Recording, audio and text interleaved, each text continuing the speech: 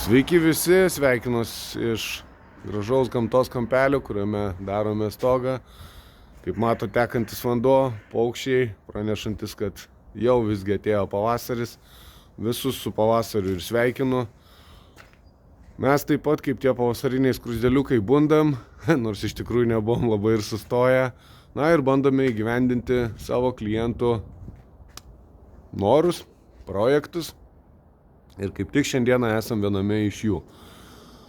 Šis projektas nėra kažkom super ypatingas architektūriškai. Tai yra paprastas dvišlaitis. Bet turi vieną tokią ypatybę, kurią ir norėjau jums šiandieną parodyti. Tai nėra naujas mazgas, bet jis yra, gal sakykime, rečiau galbūt naudojamas, bent jau mums tai tikrai nėra, kad dažnai papultų. Į metus, gal į 2 net kartais metus kartą papuola toks mazgas.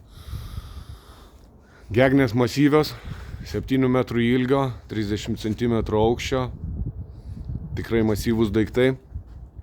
Dėl ko 7 metrai? Dėl to, kad nereiktų junginėti, dėl to, kad nereiktų pirkti žmogui papildomai tvirtinimo elementų, nes tai pinigus kainuoja. Dėl to, kad mums kaip meistram, kaip sakyt, reikėtų mažiau dirbti, mes stengiamės optimizuoti darbą, nes laikas pinigai ir čia nereikia apsimetinėti. Dirbom ne iš idėjos, dirbom dėl pinigų. Ir šiaip turbūt manau, kad daug kas sutiks, kad vientisa yra vientisa, durta yra durta. Galima be abejo klijuoti, ten daryti ir taip toliau, tikrai darome ne vieną ir ne 2 kartus. Iš 7 metrų ir nematom tame problemos. Kas mato, tegul daro, kad ir po 3 metrus ar kaip tik tais nori. Čia, sakykime, rodau mūsų atliekamų darbų ypatumus. Šios stogo ypatumas, kaip matote, tai yra gegnės jau sudėtos, bet yra vata. Gegnės yra masyvios, kaip minėjau, gegnės aukštis yra 30 cm. Dėl ko taip tokios didelės, net 25, ten sakykime, dėl to, kad kaip matote, yra tūriniai langai, ne tūriniai, atsiprašau, o antro aukšto langai, kurie yra lygiagretus su stogo nuolydžiu. Ir žmogui tiesiog, norint išgauti tą termoizoliacinį sluoksnį, kuris yra reikalingas šiuolaikiniam namui, nes taip yra projektuojama, tokia energetinio efektyvumo pareikalavimai, reikia be abejo pasidaryti stogą su tam tikrų termoizoliacinių sluoksnių ir ne mažiau, nes šiluma kyla į viršų, fizika tą sako ir kuo mes geriau apsišildysim stogą, tuo mes turėsime, kaip sakyt, energetiškai efektyvesnį namą. Be abejo, šilumos pralaidumas ne vien tik tai stogas, bet stogas vienas iš komponentų. Faktas, tokie langai irgi padarys savo darbą. Gegnės 30 comų, darbų eiga tokia, sudėjom gegnes ir kryžminom. Kaip matot, kryžminom priešingą kryptim negu kad yra gegnės sudėtos. Ryšium su tuo, kad turėtume tiek viršui termoizoliacinį sluoksnį prakryžmintą, tiek apačioj. Šmedis, kaip jau turbūt ne vieną kartą suminėjęs, nėra šalčio tiltas, bet nėra jo varža tokia kaip vatos, nes elementariai jis neturi tiek oro savyje, sakykim, kuris izoliuotų šilumą. Sukryžminom, sudėjom kietą vatą, VAS 35, šiuo atveju yra parokas. Kodėl kieta? Todėl, kad minkšta tiesiog, kol nėra tiek iš vidaus sudėta langų, tiek nėra garų izoliacinių plėvelių sudėta, tiesiog vėjas negali, o jau ir patirtis parodė, kad kaip sakyti, išjudina ją, išnešioja vėjas ir būna toks dalykas, kad per šitas jungtis tiesiog jinai atdumba. Tai ir negražiai atrodo ir darbų efektingumas toksai, nelabai kažką. Kitas dalykas, į lauką yra iškišta vata, tam, kad susiliestų su termoizoliaciniu sluoksniu, kuris šildo sienas, nes turi jie susiliesti, tiek viršutinis termoizoliacinis sluoksnis, tiek ant sienos esantis.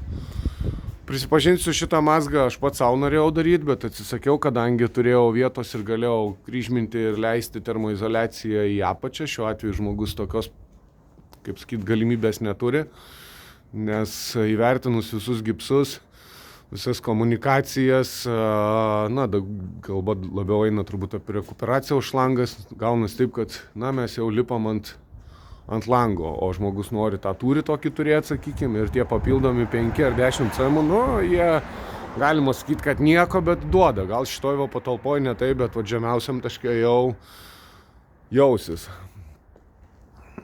Tai toliau darbų eigoje po kryžminimo buvo dedama plėvelė difuzinė. Mums labai, kaip sakyti, gerai viskas gavosi už tai, kad neišsimetė plėvelės, jinai taip gražiai įrėjo, ta prasme, nuo tašelio iki tašelio turi pilną atramą ir buvo mechaniškai pritvirtinta, ta prasme, nėra, kad jinai tabaluotų kažkur ir taip toliau. Sudėjus difuzinę plėvelę buvo dedami ventiliaciniai tašeliai, jau gegnių kryptimi. Tie buvo dėta 5 ant 5, grebės tai yra 100 ant 30 lentos, taip kad nuo skardos apačios iki ventiliacijos viršaus bus 8 cm ventiliacinis tarpas, dėl ko toks, sakykime, kiti gal sakys, gal didokas ir taip toliau, bet čia bus dedamas klasikas, tai jisai neturi iš savyje, kaip sakyti, profilio, kuris dar papildomai, kaip čerpių imitacijoje, kad praleistų orą ir tiesiog stogo plėvelė nekeptų, nes tikrai kepa jos, jeigu ypatingai nekokybiškos yra dedamos. Kaip atrodys toliau, padarysiu video, na gal video ar nelabai, gal foto užteks. Tai iš apačios lygiai taip pat kryžminsis, kaip matot, kaip ir iš viršaus.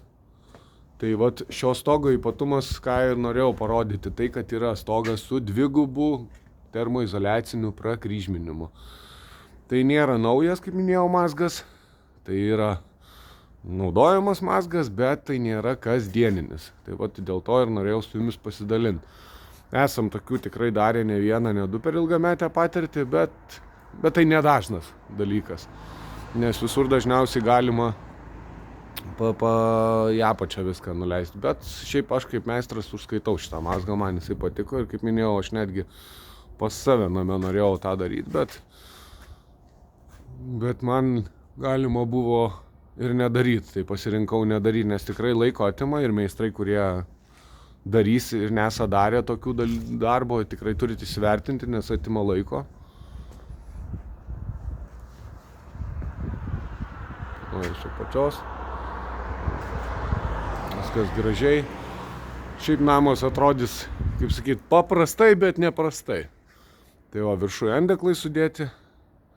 Čia nepulkit kritikuot, kad varžtų nedėta ir taip toliau, patikėkit manim ten. Karšto cinko vinimis suvaryta, tai daug dievė, kad visi taip tik tais padarytų.